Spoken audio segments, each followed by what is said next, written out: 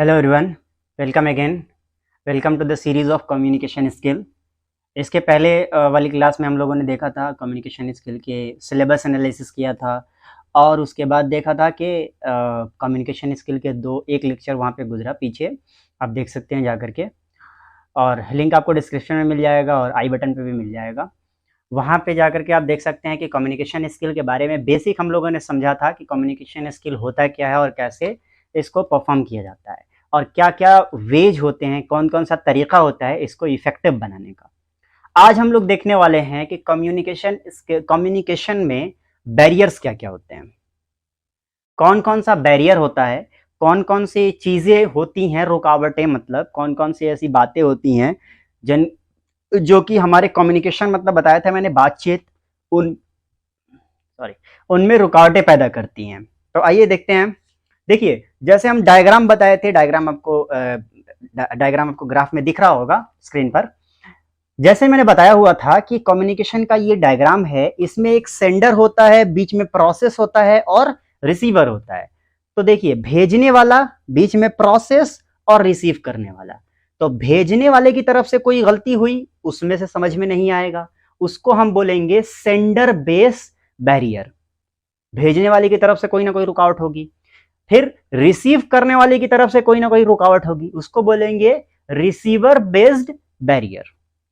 ठीक है, सिंपल सी बात है। तो देखिए, सेंडर ओरिएंटेड बैरियर जो होता है, सेंडर पे जो बेस्ड होता है बैरियर, सेंडर पे जो ओरिएंटेड होता है बैरियर, यानी भेजने वाले की तरफ से जो रुकावट होता है, उसको देखते हैं।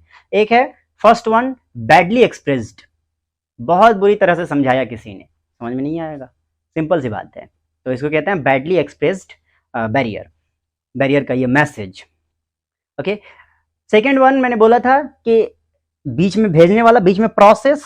तो जो बीच में जो प्रोसेस हो रहा है वो भी तो जा ही रहा है ना, तो उसको भी सेंडर ओरिएंटेड बैरियर में रखा जाता है। ठीक है, तो ट्रांसमिशन में लॉस हुआ तो वो एक बैरियर हो जाएगा, वो एक रुकावट हो जाएगी, उसको बोलते हैं लॉस इन ट्रांसमिशन या ट्रांसमिशन लॉस। दूसरा हो गया। तीसरा है सिमेंटिक प्रॉब्लम। देखिए, कहने का मतलब है कि मैं ऐसे लैंग्वेज में आपको समझाऊं जो समझ में ही नहीं है, पहले भी हम लोगों ने इस पर डिस्कस किया है। उसको कहते हैं, या तो बहुत हाई लेवल का लैंग्वेज समझाने लगे जो एकदम से हाई लेवल की, मान लीजिए हम इंग्लिश यहाँ पे बोलने लगे, किसी को समझ में नहीं आएगा, आई नो दैट। क्योंकि अभी जो बीटेक में एकदम से बच्चे आते हैं, वो 12th 10th और ज़्यादातर हिंदी मीडियम के वाले जो उठ के आते हैं, वो, हम भी आए थे हिंदी मीडियम से, तो वो 6 महीने तक तो हम प्रोसेस करते हैं कि किस तरह से इसमें ढलें इस इंग्लिश वाले माहौल में। तो एकदम से हाई लेवल की इंग्लिश बोलने लगेंगे तो समझ में नहीं आएगा, ऐसा लगेगा कौन सी लैंग्वेज बोली जा रही है, फॉरेन लैंग्वेज हो जाएगी, लैटिन लैंग्वेज लगने लगेगा। तो इसको बोलते हैं सिमेंटिक प्रॉब्लम।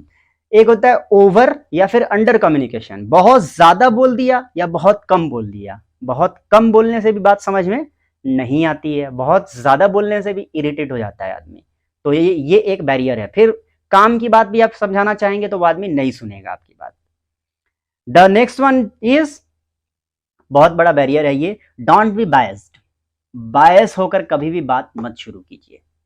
ठीक है, ये कम्युनिकेशन बैरियर होता है। शुरू में ही अगर आपने कभी जजमेंट सुना दिया, बात करने से पहले ही अगर आपने ऐसी बात बोल दी जिससे कि सुनने वाले को ये लग जाएगा कि किस बेस पे, किस तरफ आप बात मोड़ेंगे, तो आपसे खिलाफ कोई अगर आप विचार रखता है, आपके खिलाफ अगर कोई सोच रखता है, तो वो वहां से कट जाएगा, आपकी बात फिर नहीं सुनेगा। And the very next one is I attitude. I attitude क्या होती है, जिसको हम अनापरस्ती बोलते हैं, नाक आ जाती है बीच में, वो वाली बात। तो आई एटीट्यूड मतलब बात ही शुरू करा, मैं ऐसा कर रहा हूं, मैंने ऐसा किया है, मैं ऐसा हूं। तो बात जब मैं से शुरू होती है ना, तो उस पर सामने सुनने वाले को ऐसा लगता है यार ये आदमी अपनी बड़ाई बड़ाई कर रहा है, और कुछ नहीं कर रहा, अपनी बड़ाई कर रहा है। तो इसलिए सामने वाला कम्युनिकेशन, जो सामने वाला सुन रहा है, उन दोनों के बीच में, सेंडर और रिसीवर के बीच में कम्युनिकेशन का एक गैप आता है, वो बैरियर बनता है। ठीक है, तो ये हो गया सेंडर ओरिएंटेड बैरियर। ठीक है, अब रिसीवर ओरिएंटेड बैरियर्स की बात करते हैं। जो आदमी सुन रहा है, जो रिसीव कर रहा है कम्युनिकेशन को, उसमें क्या क्या बैरियर आ सकता है। The very first one is poor retention, मतलब अटेंशन नहीं दे रहा है, पुअर रिटेंशन। ठीक है, ठीक तरह से बात को रिसीव नहीं कर रहा है, जिस तरह ऑनलाइन क्लासेस में होती हैं बातें, वही है। The next one is in attentive listening. बिल्कुल, ये भी यही सही, उस वैसा ही है, इधर क्लास का चल रहा है, ऑनलाइन क्लासेस में ऐसे बच्चे क्या करते थे, करते अभी भी करते हैं, इस तरह इधर क्लास चल रही है, इधर गेम खेल रहे हैं, या इधर क्लास चल रही है उधर घूम रहे हैं, माइक और कैमरा ऑफ कर दिया, घूम रहे हैं, क्लास भी चल रही है। इन अटेंटिव लिसनिंग, सुनता कौन है? अच्छे से नहीं सुन रहा है, अच्छे से ध्यान नहीं दे रहा है। Okay, the next one is tendency to evaluation tendency होती है। इवेल्युएशन टेंडेंसी मतलब समझिए इसको, इस मूवी में भी अच्छे तरीके से दिखाया गया है तारे जमीन पर, कि हर बच्चा एक जैसा नहीं होता, ठीक है। कुछ बच्चे ऐसे होते हैं जिनको स्लो प्रोसेस, स्लो बातें समझ में आती है, स्लो प्रोसेस होता है। कुछ ऐसे होते हैं जिनको बहुत जल्दी समझ में आ जाती है, ठीक है। तो हर एक के पास अपनी कैपेसिटी है उसको इवेल्युएट करने का, जो बात मैंने बोली उसको समझने का हर एक के पास अलग अलग कैपेसिटी है। तो इसको कहते हैं evaluation tendency, tendency to evaluate, ठीक है। तो वो रिसीवर के साइड से हो रहा है, इसलिए रिसीवर के हो सकता है वो बहुत ज्यादा बच्चा टाइम लगा हो समझने में, तो वो एक बैरियर है कि बाकी बच्चे आगे निकल जाएंगे, वो बच्चा छूट जाएगा, तो ये बैरियर माना जाता है। Okay, the next one is interest and attitudes. देखिए, जिस टॉपिक पे आपको इंटरेस्ट नहीं है उस टॉपिक को आप ज्यादा से ज्यादा 5 मिनट तक देख सकते हैं या सुन सकते हैं, उससे ज्यादा नहीं आप सुन सकते हैं, नहीं आप देख सकते हैं। तो इंटरेस्ट की भी बात होती है। अगर वो लिसनर, अगर वो रिसीवर उस चीज में, उस बात में इंटरेस्टेड नहीं है, तो वो सेंडर की बात नहीं सुनेगा या नहीं देखेगा। समझ गए बात को? आप भी मेरी बात सुन रहे हैं क्योंकि आपको कम्युनिकेशन स्किल के एग्जाम देना है। मान लो ये सब्जेक्ट ही नहीं हो, कोई नहीं सुनेगा, कोई नहीं देखेगा। जब तक जरूरत नहीं पड़ती, इंटरेस्ट नहीं जगता, वो बात नहीं देखी जाती, नहीं सुनी जाती। तो ये एक बैरियर होता है कि इंटरेस्ट अगर नहीं है तो लोग नहीं सुनेंगे। Next one is differing status and position. Simple सी बात है, ये भी एक तरह का बैरियर होता है कि कोई भी आदमी जो है, बड़ा आदमी अपने से छोटे आदमी की बात नहीं सुनना चाहता है, तो ये रिसीवर की बैरियर, रिसीवर की तरफ से बैरियर माना जाता है।